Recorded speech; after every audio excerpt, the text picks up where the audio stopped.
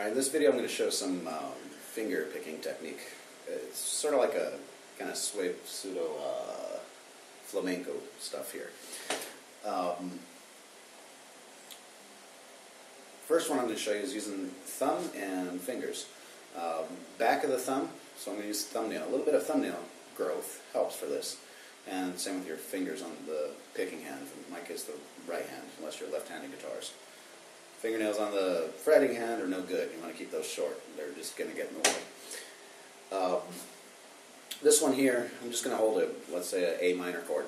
I'm going to go down with the fingers. Just instead of like moving my whole arm, I'm going to try to keep movement limited, nor in my wrist. So I'm just going to extend my fingers. And now my thumb's right there ready to go under the E string to bring right straight up. And I'm dragging the back of my thumbnail up the strings. Give it that nice kind of bright sound.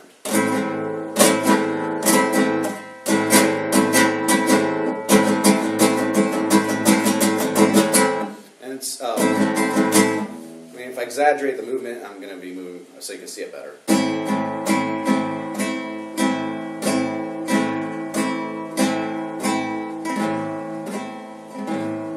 But normally playing it, I'm going to just keep that movement minimal.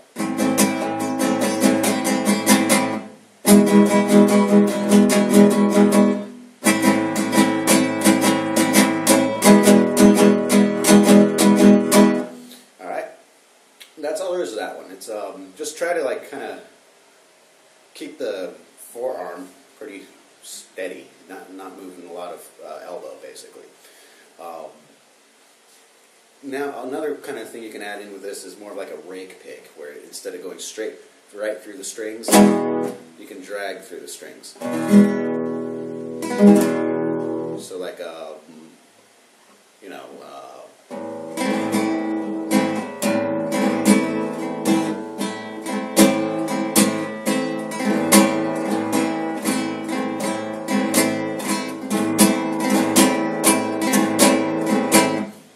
kind of cool effects and variations out of it.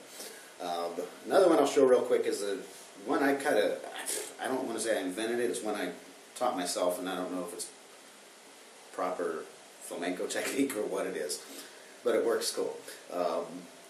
That's where I'm going to hold all my fingers behind my thumb, and starting with the little finger to ring to middle to index, let them like I'm thonking something, but with all four fingers one at a time. Now, this takes a little practice, I think, to time it out right so that they're coming out at even intervals. And, I mean, the more you do it, the more strength you can put into it. You can practice anywhere, just in the air, on a surface, on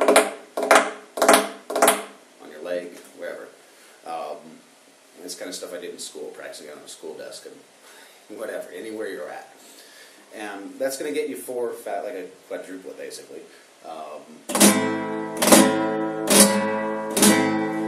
You get different effects. If I do it on to the fretboard here, about this area, I'm going to actually thonk into the fretboard and get this percussive sound with the chord.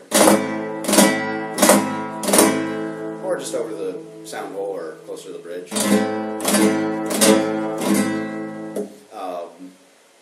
Follow it up with the thumb, you get a quintuplet.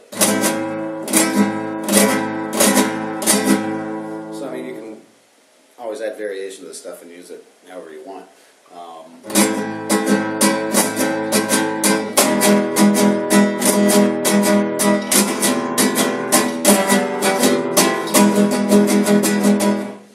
So that's a pretty fun one to work with, actually.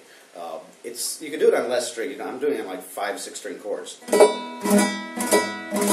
focusing on one string is pretty tough, but you can break the chords down to 2 or 3 strings. And then hit them all with the thumb, whatever you want, any combination.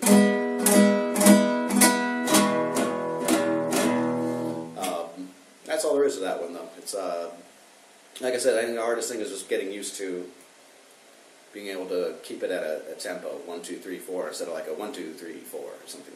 But all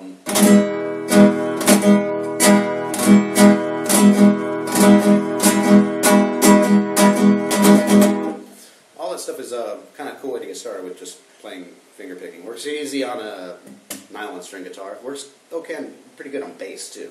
Steel string guitar or electric guitar, it's a little bit harsher on the backs of your fingers, usually where the bottom of your fingernails, that area might get a little bit sore. But with more fingernail, a little bit longer fingernail on the right hand, it's a little easier to control it. And that's it for this one.